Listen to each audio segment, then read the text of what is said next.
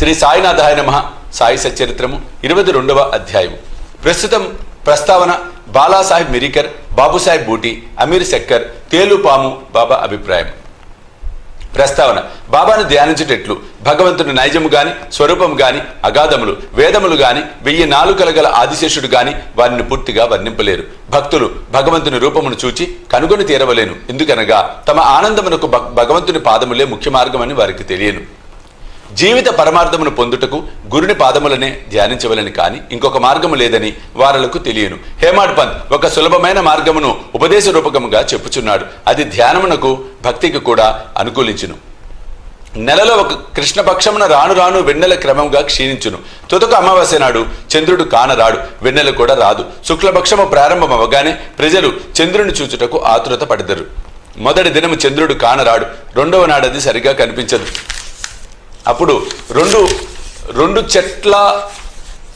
చెట్టు కొమ్మల మధ్య గుండా చూడమనిద్దరు. ఆతురతతో ధ్యానముతో ఆ సందు ద్వారా చూసినప్పుడు దూరముగా ఉన్న చంద్రుడి ఆకారం ఒక గీత వలె కనిపించును. వారప్పుడు సంతసించెదరు. ఈ సూత్రం అనుసరించి బాబా తేజమును చూచెదము గాక. బాబా కూర్చున్న విధానమును చూడుడు, అది ఎంత సుందరముగా ఉన్నది. వారు కాళ్లను ఒకదానిపై ఇంకొకటి వేసి ఉన్నారు. ఎడమ చేతి వేళ్లు కుడిపాదముపై వేసి ఉన్నారు. కుడి బొటన వ్రేలుపై చూపుడు వ్రేలును మధ్య వేలును ఉన్నవి. ఈ కూర్చున్న విధమును బట్టి చూడగా బాబా మనకి దిగువ విషయం చెప్పుచున్నట్లు అనుకునవచ్చును.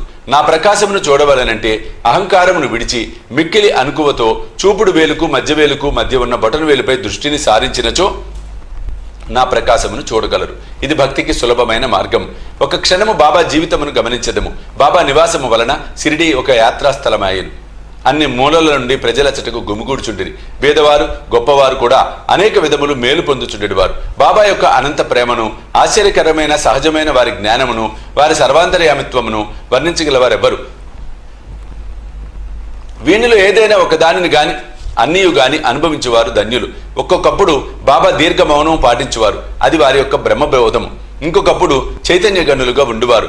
ఆనందమునకు అవతారముగా భక్తులచే పరివేష్టితులై ఉండేవారు. ఒక్కొక్కప్పుడు వారి నీతిని బోధించు కథలను చెప్పేవారు. ఇంకొకప్పుడు హాస్యము, తమాషా చేయుటలో మునిగేవారు. ఒక్కప్పుడు సూటిగా మాట్లాడువారు. ఇంకొకప్పుడు తమాషా చేయుటలో మునిగేవారు. ఒక్కొక్కప్పుడు సూటిగా మాట్లాడువారు. ఒక్కొక్కప్పుడు కోపోద్దిపుతుడా అని తోచువారు. ఒక్కొక్కప్పుడు తమ బోధలు క్లుప్తంగా చెప్పుచుండేవారు. ఒక్కొక్కప్పుడు దీర్ఘ వివాదములోకి దించేవారు. అనేక సార్లు ఉన్నతున్నట్లు మాట్లాడేవారు. ఈ ప్రకారం సందర్భానుసారములను బట్టి బోధనలు అనేక విధములుగా అనేక మందికి కలుగుచుండేది. వారి జీవితం అగోచరమైనది. అది మన మేధాశక్తికి, భాషకు అందుబాటులో ఉండేది కాదు. వారి ముఖార విందమును చూచుటేందు ఆసక్తి గాని, వారితో సంభాషించుటేందు గాని, వారి లీలలు వినుటేందు గాని తనివి తీరేది కాదు. అయినప్పటికీ సంతోషంతో ఉప్పొంగుచుండేది వారము. వర్ష బిందువులను లెక్కించగలము, తోలు సంచిలో గాలిని మోయగలము. కానీ బాబా లీలలను లెక్కించలేం. వానిలో ఒక్కదానిని గురించి చెప్పెదము. భక్తుల ఆపదలను కనుగొని భక్తులను వారి బారి నుండి సకాలమున బాబా ఎట్లు తప్పించుచుండెనో ఇచ్చట చెప్పెదము. బాలాసాహెబ్ మిరికర్ సర్దార్ కాకాసాహెబ్ మిరికర్ కొడుకకు బాలాసాహెబ్ మిరికర్ కోపర్గాంకు మామల్దార్గా ఉండెను. అతను ఒకనాడు చితిలి గ్రామ పర్యటనకు పోవుచుండెను. మార్గ మధ్యమున బాబాను చూచుటకు షిరిడీ వచ్చెను. మసీదుకు పోయి బాబాకు నమస్కరించెను.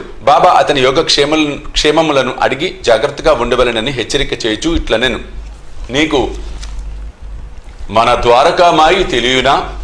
బాలాసాహెబ్ నాకు ఆ ప్రశ్న బోధపడకపోవడుచే ఊరుకుండెను. నీవిప్పుడు కూర్చున్నదే ద్వారకామాయి. ఎవరైతే ఆమె ఒడిలో కూర్చున్నదరో వారిని ఆమె కష్టముల నుండి, ఆతురతల నుండి తప్పించును. ఈ మసీదు తల్లి చాలా దయార్ద్ర హృదయురాలు. ఆమె నిరాడంబర భక్తులకు తల్లి. వారిని ఆపదల నుండి తప్పించును. ఆమె ఒడిని ఆశ్రయించిన వారి కష్టములన్నీ సమసిపోవును. ఎవరామె నీడ ఆశ్రయించెదరో వారికి ఆనందము కలుగును అనెను. పిమ్మట బాలాసాహెబ్కు ఊది ప్రసాదం ఇచ్చి వాని శిరస్సుపై చేయి వేశాను. బాలాసాహెబ్ పోవుచుండగా, బాబా నీకా పొడువాటి వ్యక్తి తెలియనా? అదే సర్పము అనెను. బాబా తమ ఎడమ చేతిని మూసి దానిని కుడి చేతి వద్దకు తెచ్చి పాము పడగవలే నుంచి, అతడు మిక్కిలి భయంకరమైన వాడు, కాని ద్వారకామాయి బిడ్డలను అతడేమి చెయ్యగలడు? ద్వారకామాయి కాపాడుచుండగా పాము ఏమీ చెయ్యలేదులే అనెను. అక్కడున్న వారందరూ దీని భావం తెలుసుకున్నటకు, దానికి మిరికరకు గల సంబంధం తెలుసుకున్నటకు కుతూహలపడుచుండిరి. కానీ బాబా ఈ విషయంపై బాబాని విషయం అడుగుటకు ధైర్యం లేకుండెను. బాలాసాహెబ్ బాబాకు నమస్కరించి మసీదును విడిచి శ్యామాతో వెళ్ళాను. బాబా శ్యామాను పిలిచి బాలాసాహెబ్తో చితిలి వెళ్ళి ఆనందించమనెను. బాబా ఆజ్ఞానుసారం తాను కూడా వెంట వచ్చేదనని శ్యామ బాలాసాహెబ్తో చెప్పాను. అసౌకర్యంగా ఉండును కానా వద్దని బాలాసాహెబ్ శ్యామతో చెప్పాను. శ్యామ బాబాకు ఈ సంగతి చెప్పాను. బాబా ఇట్లనెను, సరే వెళ్ళవద్దులే, వాని మంచి మనము కోరితిమి. ఏది నుదుట వ్రాసి ఉన్నదో అది జరుగుక తప్పదు. ఈ లోపల బాలాసాహెబ్ తిరిగి ఆలోచించి శ్యామను తన వెంట రమ్మనెను. శ్యామ బాబా వద్దకేగి సెలవు పుచ్చుకొని బాలాసాహెబ్తో టాంగాలో బయలుదేరాడు. వారు రాత్రి 9 గంటలకు చితలి చేరిరి. ఆంజనేయ ఆలయంలో బస్ చేసిరి. కచేరీలో పనివారెవరూ రాలేదు. కావున నెమ్మదిగా ఒక మూల కూర్చొని మాట్లాడుకొని చుండిరి. చాపపైన కూర్చొని బాలాసాహెబ్ వార్తాపత్రిక చదువుచుండెను. అతడు ధరించిన అంగవస్త్రంపై ఒక సర్పం ఉండెను. దానిని ఎవరూ చూడలేదు. అది బుసకొట్టుచు కదులుచుండెను. ఆ ధ్వని నౌకరు వినెను. అతడు ఒక లాంతరు తెచ్చి సర్పమును చూచి పాము పాము అని అరిచెను. బాలాసాహెబ్ భయపడెను, వణుకుట ప్రారంభించెను. శ్యామ కూడా ఆశ్చర్యపడెను. అందరూ మెల్లగా కట్టెలను తీసిరి. బాలాసాహెబ్ నడుము నుండి పాము దిగుట ప్రారంభించెను. దానిని కొట్టి చంపివేసిరి. ఈ ప్రకారంగా బాబా ముందుగా హెచ్చరించి బాలాసాహెబ్ను హాని నుండి తప్పించిరి. బాబా యందు బాలాసాహెబ్కు గల ప్రేమ దృఢమయ్యను. బాబుసాహెబ్ బూటి నానా డేంగలే అను గొప్ప జ్యోతిష్కుడు బాబుసాహెబ్ బూటి షిరిడిలో ఉండినప్పుడు ఒకనాడు ఇట్లనెను, ఈ దినము నీకు అశుభము, నీకు ఈ దినము ప్రాణగండమున్నది. ఇది బాబుసాహెబ్ను ఆందోళనకు గురిచేసెను.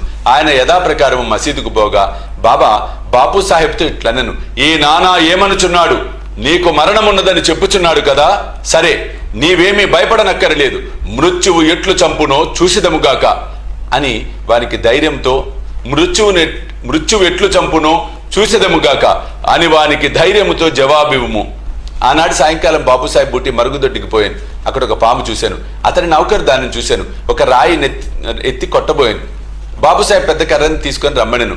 నౌకరు కర్రను తెచ్చునంతలో పాము కదిలిపోయాను, అదృశ్యమయ్యాను. ధైర్యంతో ఉండమని ఆడిన బాబా పలుకులు బాబుసాహెబ్ జ్ఞప్తికి తెచ్చుకొని సంతసించెను. అమీర్ శక్కర్ కోపర్గాం తాలూకాలో కొరాలే గ్రామ నివాసి అమీర్ శక్కర్. అతడు కసాయి కులమునకు చెందినవాడు. అతడు బాంద్రాలో కమిషన్ వ్యాపారిగా పనిచేశాను. అక్కడ అతనికి మంచి పలుకుబడి కలదు. అతడు కీళ్లవాతంతో బాధపడుచుండుచే భగవంతుని జ్ఞప్తికి తెచ్చుకొని వ్యాపారమును విడిచిపెట్టి షిరిడి చేరి బాధ నుండి తప్పింపమని బాబాను వేడెను. చావడిలో కూర్చోమని బాబా ఆజ్ఞాపించెను. అటువంటి రోగికి ఆ స్థలం సరైనది కాదు. అది ఎల్లప్పుడూ తేమగా ఉండును. గ్రామంలో ఇంకేదైనా స్థలము బాగుండేది. కానీ బాబా పలుకులే తగిన ఔషధం, నిర్ణయ సూత్రం. మసీదుకు వచ్చుటకు బాబా అతనికి అనుమతి ఇవ్వలేదు. చావడిలోనే కూర్చోమని ఆజ్ఞాపించాను. అది వానికి మిక్కిలి లాభకారి అయ్యను. ఎందుకనగా బాబా ఉదయము సాయంకాలము చావడి వైపు పోవచుండెను. అదేను కాక దినము విడిచి దినము ఉత్సవంతో పోయి బాబా అచర నిద్రించుచుండెను. అందుచే అమీర్ బాబా యొక్క సాంగత్యమును సులభముగా పొందుచుండెను. పూర్తిగా 9 మాసములు అమీర్ శక్కర్ అక్కడ ఉండెను. కొంతకాలం తర్వాత అతనికి ఆ స్థలంపై విసుగు కలిగాను. ఒకనాడు రాత్రి ఎవరికి చెప్పకుండా కోపర్గాం పారిపోయాను. అచ్చటొక ధర్మశాలలో దిగాను. అచ్చటొక ఆ ఫకీరు చచ్చటకు సిద్ధముగా ఉండెను. ఆ ఫకీర్ నీళ్లు కావాలనగా అమీర్ పోయి నీరు తెచ్చి ఇచ్చాను. ఆ నీరు తాగి ఫకీర్ చనిపోయాను. అమీర్ చిక్కులో పడెను. అతడు పోలీసు వారికి తెలియపరిచినచో మొట్టమొదటి సమాచారం తెచ్చినవాడు అగుడిచే తనకు ఆ ఫకీర్ విషయం ఏమైనా తెలిసి ఉండునని పట్టుకొనిదరు. ఆ చావుకు కూడా తాను కారణభూతులయ్యి ఉండవచ్చని అనుమానించెదరు. బాబా ఆజ్ఞ లేనిది షిరిడి విడిచిపెట్టుట తనదే తప్పని గ్రహించి పశ్చాత్తాపపడెను. షిరిడి పోవ నిశ్చయించుకొని ఆ రాత్రికి రాత్రే అచ్చట నుండి షిరిడి పోయాను. మార్గ మధ్యమున బాబా నామమును జపమును చేయుచుండెను. సూర్యోదయమునకు ముందే షిరిడి చేరి ఆతురత నుండి తప్పించుకొనెను. బాబా ఆజ్ఞానుసారము చావడిలోనే ఉండి రోగ విముక్తుడైన. ఒకనాడు మధ్యరాత్రి బాబా, ఓ అబ్దుల్, నా పరుపు వైపు ఏదో దుష్ట ప్రాణి వచ్చుచున్నదిరా అని అరిచెను. లాంతరు తీసుకొని అబ్దుల్ వచ్చి బాబా పరుపు వైపు చూశాను. కానీ ఏమీ కనిపించలేదు. జాగ్రత్తగా చూడమని బాబా చెప్పుతూ నేలపై సటకాతో కొట్టుచుండెను. అమీర్ శక్కర్ బాబా లీలలను చూచి అచ్చటకు పాము వచ్చెనని బాబా అనుమానించి ఉండునని అనుకొనెను. బాబా సాంగత్యం వలన బాబా ఆడు మాటలు చేయు క్రియల భావమును అమీర్ గ్రహించుచుండెను. అమీర్ తన దిండుకు సమీపమున ఏదో కదులుచుండుట గమనించి అబ్దుల్ను లాంతరు తీసుకురమ్మనెను. అంతలో అచ్చటొక పాము కనబడెను. అది తలను క్రిందికి పైకి ఆడించుచుండెను. వెంటనే దానిని చంపిరి. ఇట్లు బాబా సకాలంను హెచ్చరిక చేసి అమీరును కాపాడెను. తేలు పాము. తేలు బాబా ఆజ్ఞచే కాకాసాహెబ్ దీక్షిత్ నిత్యము ఏకనాథ మహారాజు రచించిన భాగవతమును భావార్థ రామాయణమును పారాయణం చేయుచుండెను. ఒకనాడు పురాణ కాలక్షేపం జరుగుచుండగా హేమాడ్ పంత్ కూడా శ్రోత అయ్యెను. రామాయణంలో ఆంజనేయుడు తన తల్లి ఆజ్ఞానుసారము రాముని మహిమను పరీక్షించి భాగం చదువునప్పుడు వినువారందరూ మైమరిచి ఉండిరి. అందులో హేమాడ్ పంత్ ఒకడు. ఇంతలో ఒక పెద్ద తేలు హేమాడ్ పంత్ భుజంపై బడి వాని ఉత్తరీయముపై కూర్చుండెను. మొదట దానినెవరూ గమనించలేదు.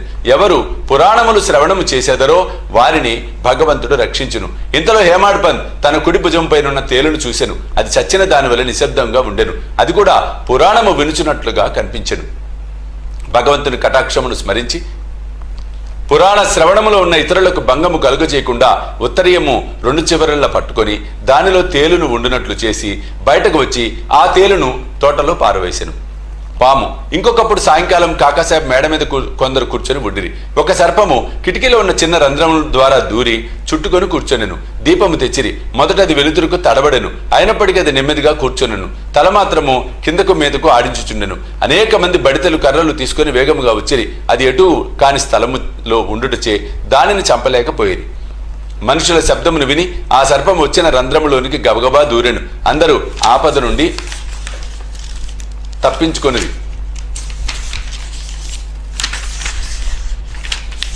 బాబా అభిప్రాయం. ముక్తారాం అను ఒక భక్తుడు పాము తప్పించుకుని పోడ్చే మంచియే జరిగినది అనెను. హేమాడ్ పంత్ అందులోకి ఒప్పుకొనలేదు. అది సరైన ఆలోచన కాదనెను. పాములను చంపుటే మంచిదనెను. ఇద్దరికి గొప్ప వాదన జరిగెను. ముక్తారాం సర్పములు మొదలగు క్రూర జంతువులను చంపన అవసరం లేదు అనెను. హేమాడ్ పంత్ వానిని తప్పక చంపవలెను అనెను. రాత్రి సమీపించెను. చర్చ మాత్రం సమాప్తి కాలేదు. ఆ మరుసటి దినం ఆ ప్రశ్నను బాబాని అడిగిరి. బాబా ఇట్లు జవాబిచ్చెను. భగవంతుడు సకల జీవుల యందు నివసించి ఉన్నాడు. అవి సర్పములు కాని తేళ్లు కానిండు. ఈ ప్రపంచమును నడిపించు సూత్రధారి భగవంతుడే. సకల జంతు కోటి పాములు తేళ్లతో సహా సకల ప్రాణులు భగవదాజ్ఞను శిరసావహించును. వారి ఆజ్ఞ అయిన కాని ఎవరిని ఏమీ చెయ్యలేరు. ప్రపంచమంతయు వానిపై ఆధారపడి ఉన్నది. ఎవరును స్వతంత్రులు కారు. కాబట్టి మనము కనికరించి అన్ని జీవులను ప్రేమించవలెను. అనవసరమైన కలహములందు చంపుటయందు పాల్గొనక ఓపికతో ఉండవలెను. అందరినీ రక్షించువాడు దైవమే, అల్లా మాలిక్. 22వ అధ్యాయం సంపూర్ణం. సద్గురు శ్రీ సాయినాథ్ అర్పణమస్తు. శుభం భవతు.